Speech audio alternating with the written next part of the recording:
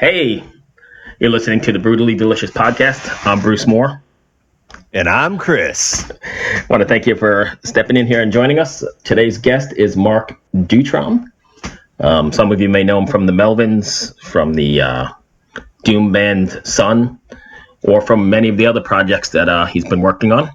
So we're going to chat with him and see what he's working on these days. So what have you been listening to otherwise this week? Anything good? That freaking new Amon Amarth is unfreaking believable. It's really good. It took me a few listens to get into it at first because I'm so used to it sounds like Amon Amarth, but to me it feels like a big departure.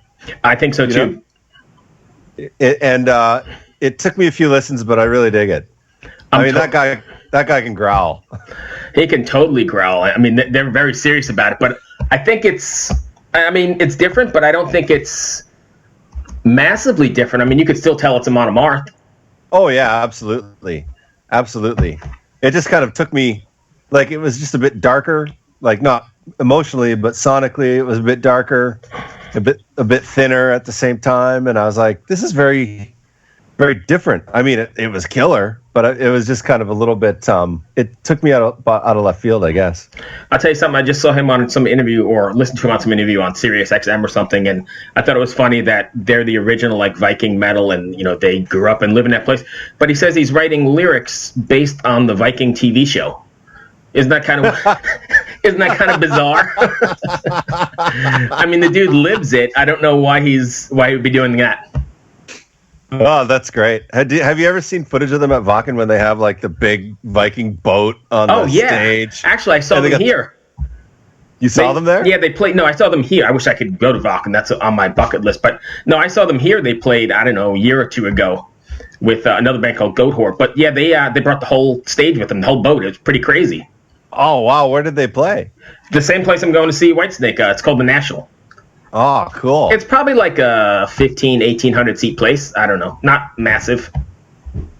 Yeah, but that's cool. That's better anyways. I prefer smaller venues. Yeah, I mean, I love it. It's great. Well, the Death Angel song has been on repeat. So I was hanging out with my buddy on the pool deck, and we were pretty drunk at this point. Like, it was probably like 3 PM, and we've been drinking all day. Yeah, and typical Chris Cruz lifestyle. And Mark comes walking by and he's like, dude. And I was just like, hey, man. He's like, I remember you. You were here in 2011. We partied so hard. I was just like, I can't believe you remember that. Right. All the people he sees traveling the world, he remembers your dumbass. Yeah. Right. Yeah. How do you remember that? It's crazy. And then he's like, let's get a selfie. So we took a selfie and then he just went on his merry way. Yeah, I know. That's the one you use all the time on your profile pics. He is a very nice guy.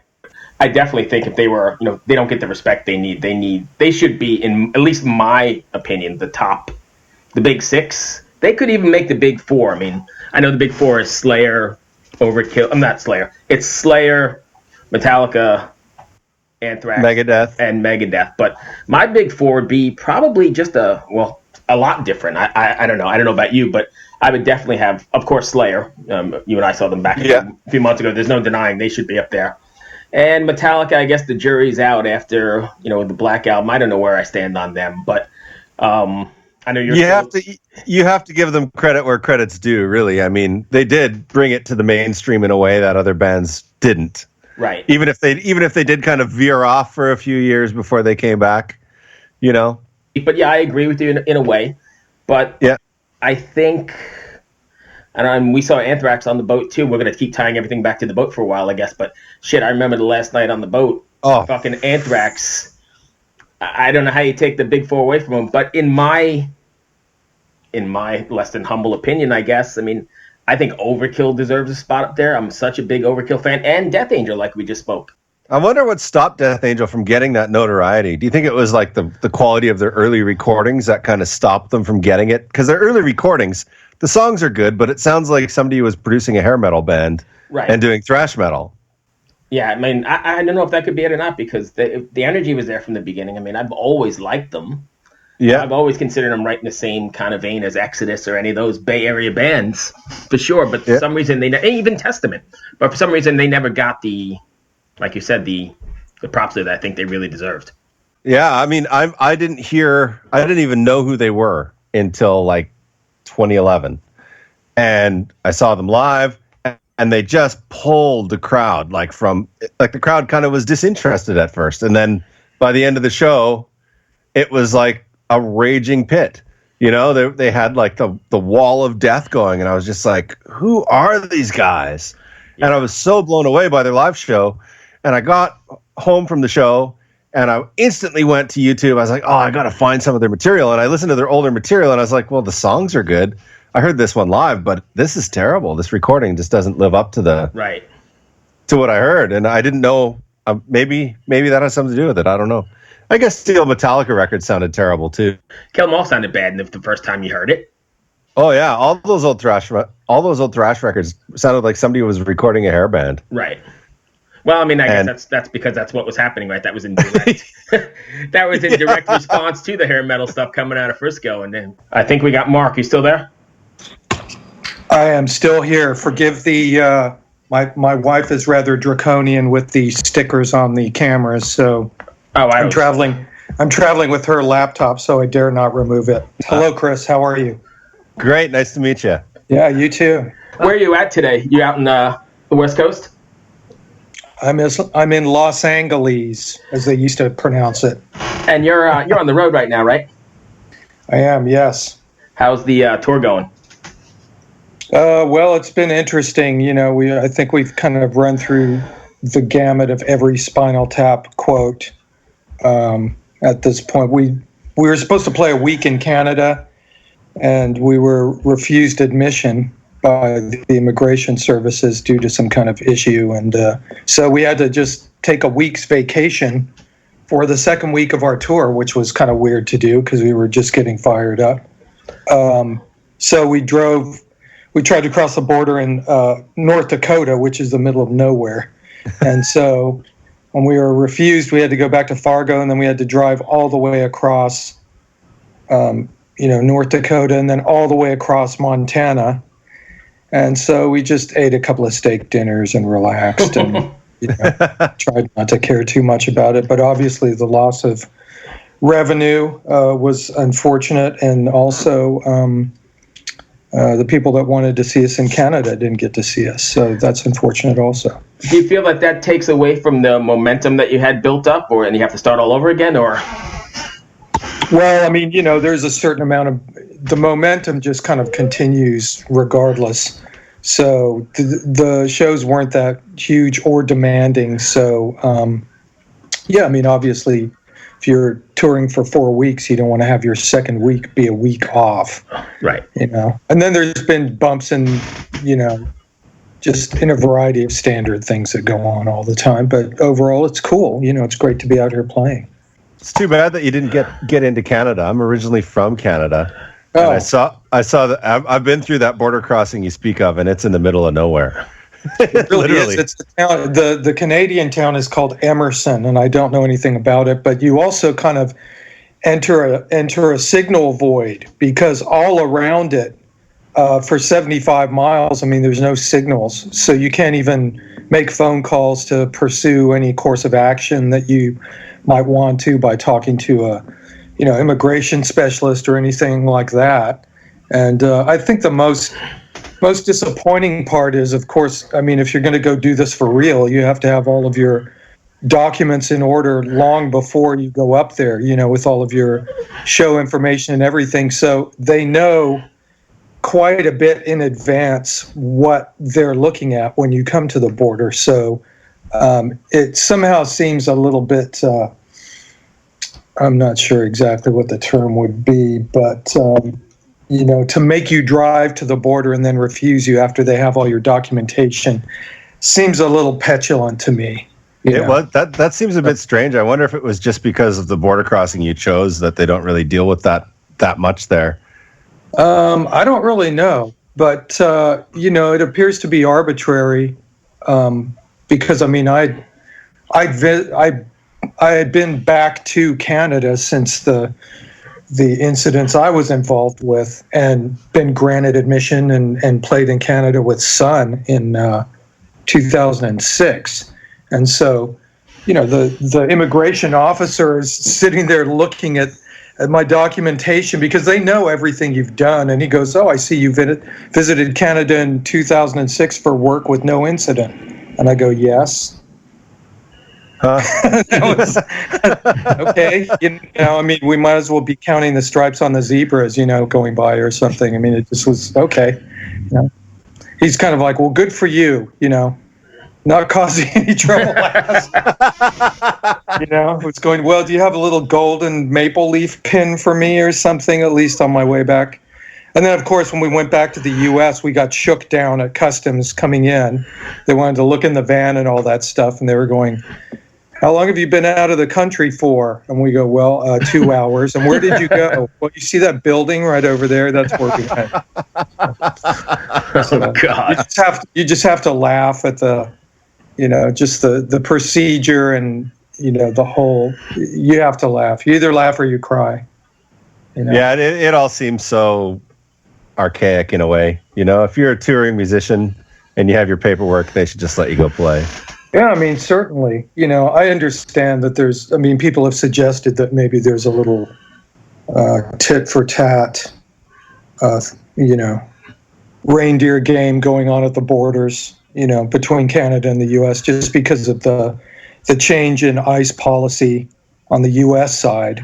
So, but I've heard of a lot of people having issues going there now. Everybody goes, "Yeah, of course." I mean, that's what their policy is, just a reaction to the U.S. policy is all that's going on, because they're kind of going, "We can do that too, just do it," So yeah, I suppose it's true. To the new single that they sent over in the email, man, I got to tell you, that sounds like a modern Pink Floyd that just went 2 steps further. I just want to say that I was just blown away by it. Just unbelievable. Oh, well, thank you so much. I really appreciate that. Could you tell me which song it was? Yeah, I'm looking at it. Yes. Hell is a City. I'm looking at it right now. Hell is a City. Okay, of course. Yes, that's the most recent one. Well, thank you. Yeah, I mean, I think that song came out pretty much exactly the way that it floated around in my head for a while, So, yeah, thank you. It was the first time I'd heard of that, and Bruce sent me the email over. And just so you're aware, part of the reason I'm doing this podcast with Bruce is because I'm kind of new to all this alternative kind of outside the mainstream music, and I'm really addicted to it. So it gives me an opportunity to learn more about it and to really expand my horizons, I guess you could say. So, well, there's a lot out there. I mean, there's almost too much stuff out there. Yeah. So it's tastemakers like yourselves, doing this kind of thing that actually raises the profile and makes people realize, there is this whole universe that it exists outside of television and the mainstream.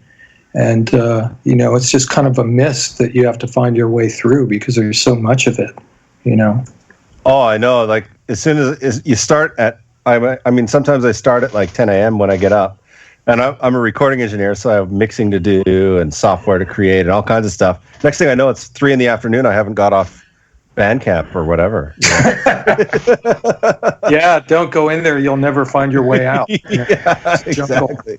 Yeah. So what tracks are you listening to right now? What's driving you guys on the road musically? Oh, gosh.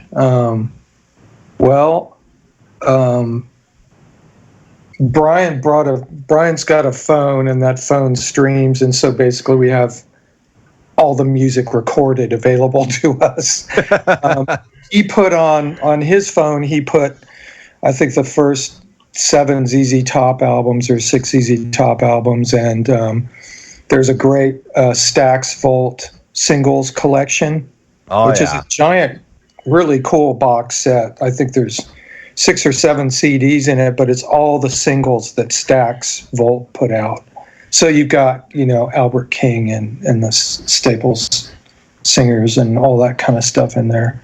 And so it's sort of been going back and forth between that, and I've been listening to Tempest by Bob Dylan, which I think is just a great late masterpiece from him.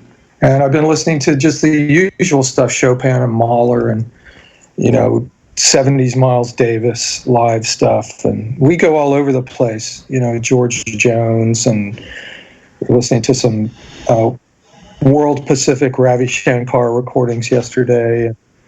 Oh man, it's pretty much whatever. It's like throwing spaghetti at the wall, and whatever plays is what happens. Yeah, and I've got everything from Barry White to Penderecki on my iPod, so I listen to all of it. Yeah. That's all very different from stuff that you've done, like the Sun work, and Chris and I were talking about the Melvins as well, right? Yeah. My background is really composition. I went to Cal Arts and studied composition there, and there were all these heavyweights blowing through. It was really like the end of the golden age of kind of contemporary 20th century composition. So, I got to go to seminars with John Cage and Morton Feldman and Jacob Druckmann and Lou Harrison. And, Aaron Copland showed up one day, and Benny Goodman. The people that were just coming through there were staggering, the kind of stuff that they'd done. How did music history parading through, so. How did you go from composition to kind of like the Melvins and the more kind of alternative side? How did that happen? Well, I always liked rock, I'm like 10 million teenagers who heard Jimi Hendrix, wanted to make that sound. So, even from really, really a very young age in the UK, when I was 5, I was born in the UK and spent the first six or 7 years of my life there. I remember watching the Beatles on television and just being astounded by it and thinking it was just the coolest thing, But I didn't start playing until way later. Not even way later, but when I was 10 or something like that. Right. And so I'd always kind of heard classical music throughout my life also. So the two things are very attractive and interesting to me. And so that's the combination of those things drives my love of music. And once I discovered prog rock, I went, wow, there's this great intersection where people like Yes and Emerson, Lake and Palmer are drawing on these different sources and playing around with them. And just the colors of serious classical music are amazing. The orchestral colors are fabulous. Oh, I absolutely agree. George Martin really changed my view of that side of things too. When he started bringing in a lot more of the orchestral side of stuff into the Beatles, it was kind of, it was a lot of strings, but it blew my mind away, to be honest. And I was young. I heard it when I was young, but and they were well ahead of my time. But it was still, I grew up in hair metal, so sorry. Somebody showed me the Beatles, and I was like, why are there strings in this song? What's happening? Yeah. Well, I think they're a good example of a multi-genre band, if there ever was one. They just let their imagination run, and they had the success and the perfect timing, culturally, to be able to have that happen. It's crazy to think, but 1 year earlier or 1 year later, in the timing of the overall scheme of the Beatles' popularity, and there probably wouldn't even be the Beatles as we know it now. So timing is a huge thing that a lot of people don't actually think about, and it's interesting to look at historically, certainly. Yeah. Now, one other thing I noticed in through your Wikipedia and in the bio that was sent over, you started a label in San Francisco in '85. Is that correct? Yeah, roundabout there. Yeah. Yeah. Now, in that time in San Francisco, there's a lot of thrash metal going on. How did that affect what you were doing musically, or even how your label approached what you were doing? Well, it was just fun. Our whole thing was we just want to work with people who are who are fun. We want to make good records with them. And there was a lot of cross-pollination in the Bay Area at the time, and it was super cool. You'd have metal guys going to DIY punk rock shows. You'd have punk rock guys going to Ruthie's to hear the metal bands. Everybody would go see the big metal bands, and everybody would go see the big kind of alt bands that were going on at the time. So there was this pretty large group of people that all knew each other. And really what they had in common was they played loud music. Some of it was faster, some of it was tighter, but it was all loud, you know? So, so it was a cool kind of little, you know, beehive with all these people doing different things. And I mean, you had, at the time, Joe Satriani was actually a guitar teacher. And so he was teaching everybody. He's taught Steve Vai, and he taught, Alchemy had a band on its label called Sacrilege, and one of the guitar players taught from Joe Satriani, and he took lessons from Joe, and he said, "Oh man, you got to go over there and take lessons from Joe. Joe's awesome." And I knew that, but I could just never get my schedule right, you know, between work to be able to get over there to do it, which I kind of regret. But so there was that level of cool stuff going on at the time, and I think Alchemy kind of reflected that. There's Sacrilege is on there, is pretty thrashy, and Neurosis is really their genesis, and they're very noisy and extreme. And there's RKL, who is a very legendary Santa Barbara band, highly influential to the whole NoFX thing. Basically, came out of really? them. So it was a cool little thing that went on for a couple of years, Alchemy. You know, that was fun to do it and try it, and, you know. And the Melvins were on there too. Yeah, right. Yeah. So. And then with the Melvins, I mean, you went out on the road, I was reading as well, with a bunch of like huge like arena bands, right? Like Tool and Nirvana and Kiss and.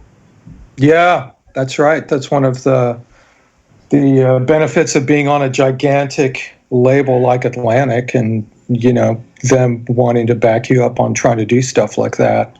And once again, it is a timing thing. There has to be, the spot has to be there's about 25 boxes that need to be ticked to be able to jump on something like that.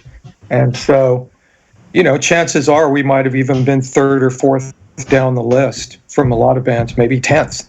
You know, everybody's like, "Oh, we're not doing that," you know, or for whatever reason. Right. So we just got lucky, and that was a fun little thing to try and do, also. You know. Oh, I bet that was a blast. It's highly surreal, I'll tell you that. When you find yourself in those situations, going, "Oh, I'm playing with Rush," you know, at the Cow Palace. Unbelievable. Very, very odd sensation. Yeah, I bet. So I have a question for you then. So you go from playing massive arenas with Tool and Nirvana and what we were talking about, Rush, to playing clubs like a club tour that you're on now. Do you have to prepare differently, or how do you feel about it? Is the show a show, or is it somehow different? Well, it's kind of, a show is a show, and it's just down to the logistics of how it's being run and the people that you're working with. You know, that's really all it is. It's the same thing on a different kind of scaling. And I mean, I've played more small shows than I have anything else, and that includes with the Melvins. You know, with the Melvins, we never went out for, you know, 3 months with some gigantic band, and typically they rarely do that. You know, they'll pick up people for segments, and so that's what happened to us. And so we were able to fold in, you know, 2 weeks with some kind of legacy band into just a regular U.S. tour or whatever. So we'd be, you know, because typically those big tours are not playing every single night. You know, they kind of have a couple of rigs out and they leapfrog them. You know, they might do that, but so we'd play in front of, you know, a big crowd in a big place. The next night we might be playing to 200 people someplace. So there's not really a lot of preparation that you have to do. I mean, playing is playing. It's more, you know, the stage is bigger or it's smaller or it sounds good or it doesn't sound so good, you know. Nice. Now, since you owned a label before, How do you see the way technology has changed the way people are making music nowadays? Well, the editing thing has gotten ridiculous. The editing and processing thing has gotten to the point where you can just make virtually anything sound good. You can't. There's still not an app for writing songs. They're working on some AI stuff for songwriting, which is sort of interesting. But you can't really tell what anybody sounds like anymore. Recording is sort of a specific kind of thing. For me, I tend to do things a certain way. I'm interested in capturing performances and getting a song to a space where it's ready to be recorded, as opposed to throwing a million things into a box and trying to extract an arrangement out of that, And so I just hear stuff in my head, and I love arranging, and I love trying to make a three-piece sound bigger than it does. Nice. And when I'm recording, I believe in capturing performances, and typically all of the stuff I record for me and for bands that I produce, I try to emphasize that, we're documenting moments here. If we want to do something else, just create stuff out of thin air. You can sit down and do that on a computer, but really, all the great performances of music history are just that. They're great captured performances, And I totally agree. Obviously, there's things like Pink Floyd and other things that are, you can be as complicated as you like or whatever, but, for me, there's still nothing better than hearing a super great performance played by a bunch of people playing together. So the majority of stuff that I do, I have to overdub a lot of guitars for obvious reasons, but everything's pretty much just everybody playing all the way through, and it helps the music breathe in a certain way that just massive editing doesn't, I think it's way more organic for sure. It really is. My background in recording, I started working at a blues studio in Vancouver called Blue Wave Studios. Yeah. And it was a medium-sized diffusion room, and we would bring in live blues bands, and they would just jam. Right. And we get a record at the end of the day. We cut 10 songs a day. Sure. It was amazing. That's cool, and that's the way a lot of really great music was made. People like Art Tatum, they'd go in the studio and they cut 15 sides in an afternoon. It's insane, or like the old Louis Armstrong stuff, or, even guys like Cream and Mountain, they were going in and cutting records in a few days, Grand Funk Railroad. Yeah. And you can hear people like that playing together, and it sounds really good. I still record to tape, and I still try to keep everything. I try to get my players to commit to performances, Yeah. Where are you getting tape these days? There's a company called ATR that makes it in Pennsylvania, and I think there's a European company. But it's like the whatever it was, the old Ampex spec. There was Ampex Quantity. Yeah, Quantity 499 spec, and I think they do another one too. But they make all that stuff. So, I still amazing. Go there, and I think it does something to the recordings. They're real. They're not. I still have a problem with thinking that digital recording is actually even real. So I just whenever instead of rolling, I go converting. Just converting sound to data. You're not actually recording it. Right. So I don't know. It's just a silly. I'm just old. That's all. Nah, I'm in the same boat as you. Cool. Mark, that's all I've got. Chris, are you good? I'm good. Thanks so much for joining us. All right. Yeah. I appreciate you taking the time. Good luck with the rest of the tour, and be safe, okay? Overall, he was a nice guy, though, right? Oh, so nice. Very relaxed. He was just wanting to chat. So we've got two of them in the books that I think are pretty good interviews anyway. Yeah. It's nice to talk to someone and just have a conversation with them instead of asking them about their favorite, what about their new song, or how did you come up with the band name, or that didn't come up once in that conversation. No, we're just having a conversation with people, And I think that's what's going to make this podcast different than other podcasts, is that, we're just having conversations with artists. We're not interviewing them. We're having conversations. If you're listening to this, I encourage you to go out and check out his stuff. Oh yeah, that new single is great. Very different from what I was expecting when it got sent over, especially since they're on Seasons of Mist label, which is known for like all that black metal, dark kind of stuff. I wasn't expecting that. Not that it's bad. We talked about it earlier before we got on that, it's very, very different, but very cool at the same time. Absolutely. Cool, man. Got anything else? I got nothing else. Thank you for listening. Chris, thanks for joining us again. Hope you're all the time. Hope you're gathering some knowledge here and jotting down notes and checking out these bands that people keep. I know I heard a whole bunch of stuff that I never heard of before from Mark, so I'm going to try and check out some of the stuff he was talking about. I have a text pad open at all times, and I'm just like, tick, tick, tick, tick, tick, tick, tick. You probably hear me typing in the background. I'm not very well versed in the whole classic rock or the older school thing. I've kind of always been, well, I mean, obviously the Beatles and Bob Dylan, but some of the stuff he was talking about, I have no idea. So I'll go back and do my own research. So in the end, I'm learning from this as well, which is, I guess, kind of cool.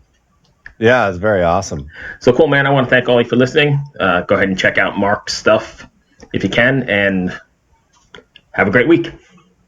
Cheers. Cheers. Hello out there. Yes, hello out there, everyone. I'm Hal Schwartz. And I'm Flynn McLean. Together we host None But the Brave, a podcast dedicated to the music and career of Bruce Springsteen.